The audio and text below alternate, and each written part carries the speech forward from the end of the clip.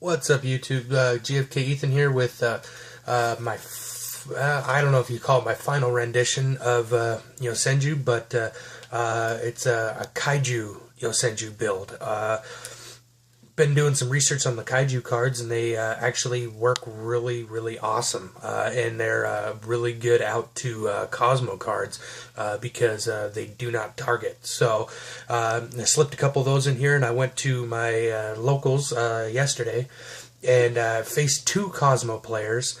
One kozmo player, pretty staple kozmo build, and he was running one Dark Destroyer, beat him twice in game one, or beat him in game one, and in game two didn't go to game three. The other kozmo player, who has a slightly different build, and he doesn't have Dark Destroyers yet, went into game three with him, and he wound up beating me because I kind of bricked out, and I will show you why I bricked out a little bit later. So try and keep this video under 15 minutes, and let's just get into the deck profile. We'll do the 40 card main and the extra deck, and I'll quickly talk about the sides. So pretty staple Senju build. 3-1, he's your bouncer. 3-2, can attack over your opponent for half damage, and there's plenty of ways in this deck to soup it up to make it more attack. And 3 copies of Senju, 3, and that is the Searcher. And also 2 Senju L or whatever. It's a really good defense card. Put it in the Pendulum Zone. It's one of the Senju cards that stays on the field, so it works really well with Senju's secret move. So that's that for the Senju lineup. Then into the Kaiju lineup is 2 copies of Dogoran the Mad Flame. He is a 3,000 point attack and 1,200 defense, and it's a really nice card. All of the Senjus have like 3 effects. First effect is that you can tribute one of your opponent's monsters and special summon it in attack position on their side of the field. Note it says tribute, not target, so this will get over Dark Destroyer and Forerunner and everything else. You can just tribute their monsters, it gets rid of it, and it can be special summoned onto their side. This Dogoran also, let's see, you can only control 1 Kaiju monster once per turn, remove 3 Kaiju counters from anywhere on the field, destroy all monsters your opponent controls. So if your opponent controls a Kaiju, then you can special summon another Kaiju from your hand, which works really nice, and then you can remove 3 counters from the Kyoto Waterfront, the field card, destroy all your opponent's monsters, but that would be targeting by card effects, so that doesn't work as well with Kozmo. The other one I run is Game of Seal. Game of Seal, a little bit different. It's 2,200 attack, 3,000 defense, so not normally as good. This is the one I usually summon to the opponent's side of the field, and then I will special summon Dogoran, and then it's a good way to keep this off your opponent's field so they don't have a 2,200 point beater. This one, same effect, can be tributed and you can be special summoned from your hand, but this one's third effect is you can remove 2 Kaiju counters from anywhere on the field, negate the activation, and if you do, banish that card. During either player's turn when an opponent activates a card or effect except Game of Sale, remove 2 counters, negate the activation, and destroy. So kind of a really cheap solemn warning right there, or solemn judgment, I guess. Really pretty nice card. So that's it for the Kaiju. Really small Kaiju lineup, but I found that those 2 work the best out of all the other ones. And then 1 hand trap, 1 effect veiler for just other things. It doesn't really work well with Kozmo, but the 1 effect veiler.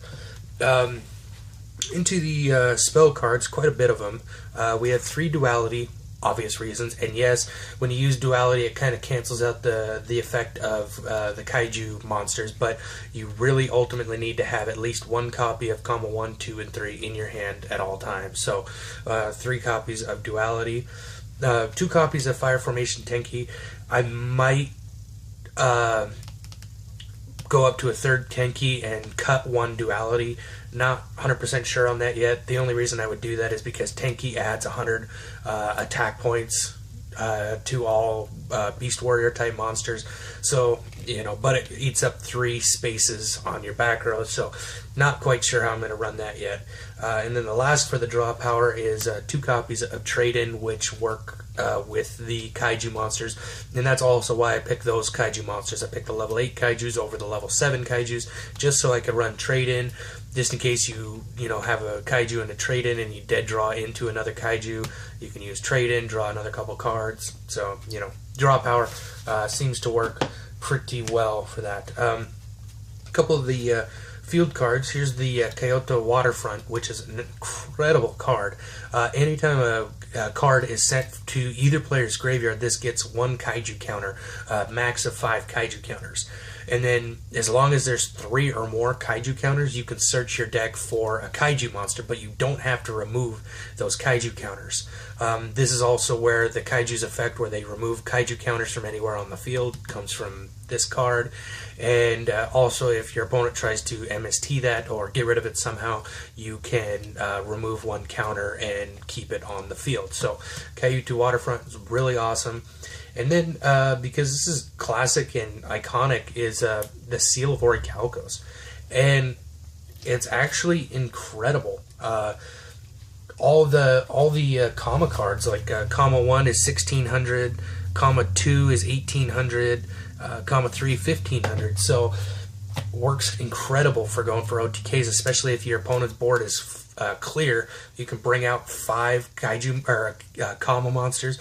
They all get bumped up with Seal of Orichalcos. Chances are you're going to have a couple Tenkis on the field, so you're adding anywhere between 5 to 700 attack points to all those monsters. It takes them from 15, 16, 18 up to 2000 range, and 5 of those, I mean, that's game right there. It's first turn OTK if you can get it to work, So Seal of Orichalcos, if you don't have it, I would highly recommend getting it and using it, because it is freaking awesome card.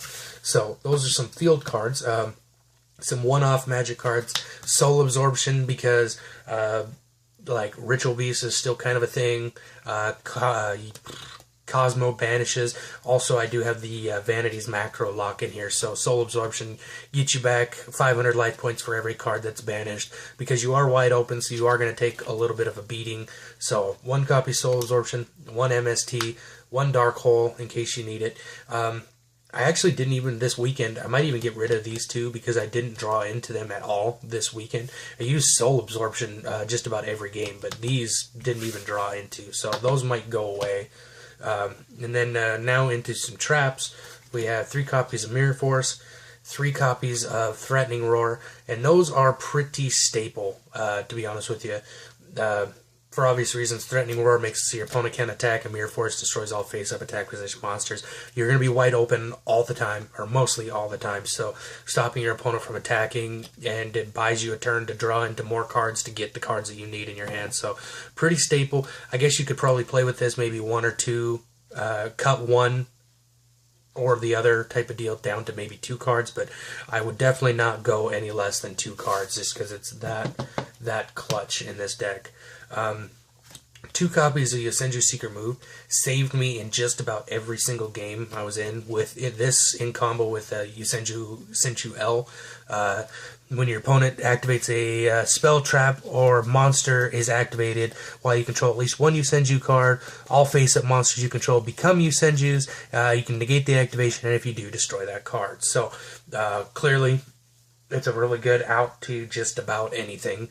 And when it is activated, so yeah, based on my assumption it would target, but if your opponent tries to drop a Raigeki, which doesn't really work in this one, but tries to drop a Kaiser Coliseum, which is a really terrible out to this deck, they could play Kaiser Coliseum and then sit on 1 card, and then you can only summon 1. So when they try and activate Kaiser Coliseum, you have Yosenju, you can flip Secret Move and destroy Kaiser Coliseum or anything. It's a really, really awesome out to anything. So a couple more. One of traps, we have Grand Horn, pretty staple in most decks nowadays.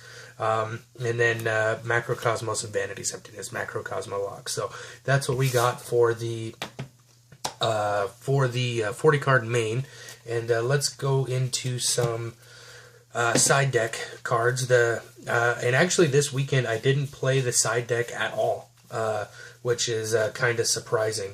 Didn't use it one bit. A lot of the times I will go into a couple of them, and the ones that I go into most of the time would be Cowboy, Castel, Deltaros, Harpies, Pet Phantasmal Dragon, Rebellion Dragon, 10 and 101. Those are the 5 or 6 main extra deck monsters that you go into all the time. Whenever you go into the extra deck, that's what the cards that you generally go into. I shouldn't say all the time because, like I said, this weekend I didn't use it a single bit. And then just to fill up some room in the extra deck, I did 103, 18, Samurai, 39, Abyss Dweller because Burning Abyss is still a thing, Gem Knight Pearl, kind of a staple, rank 4, number 80, and number F-Zero, Utopic Future, because this is almost kind of like a Construct / Exciton, kind of, almost, if you will. Requires 2 Xyzs that are the same rank, so whenever you go into one of these that are out of materials and can't use their effects anymore, you can overlay 2 of those for number F-Zero, and then, you know, negates the battle damage. It's just really good defense cards. So that's what we got for the side deck, or for the extra deck. Now, the side deck, this card actually lost me that second game with that second Cosmo, or lost me game 3 with that second Cosmo player. Royal Decree, negate all other trap cards on the effects on the field. So I flipped this because he was breakthrough skilling a lot of my Yosenju cards.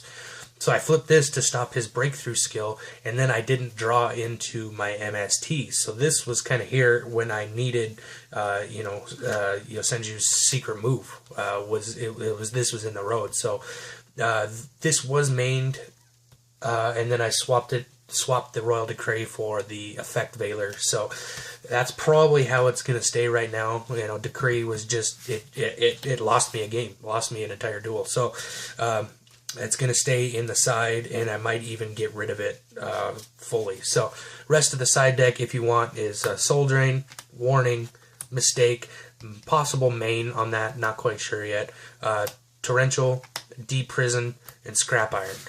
Those are the traps. Dark Hole, Deep Prison. Deep Prison was main, but I got rid of it because he only had the macros. So just an extra Dark Hole if your opponent is swarming the crap out of the field. 2 Flying Sea, 2 Retaliating Sea, and then was a little out of order, and 1 Shuffle Reborn. So that's my new Yosenju Kaiju-senju, however you want to say it, build. And it seems to work really, really awesome. So I like it. It performed really well. Like I said, I played, 5 total games against Yosenju, or 5 total games against Cosmos, and I won 3 out of the 5. So really awesome deck, really good out to Cosmo. Please take the time to try and build it if you're interested, and let me know how it performs for you. I would love to see your guys' variations and your feedback. So please like, comment, share, rate, subscribe, all that good business. So yeah, GFK Ethan, we're out.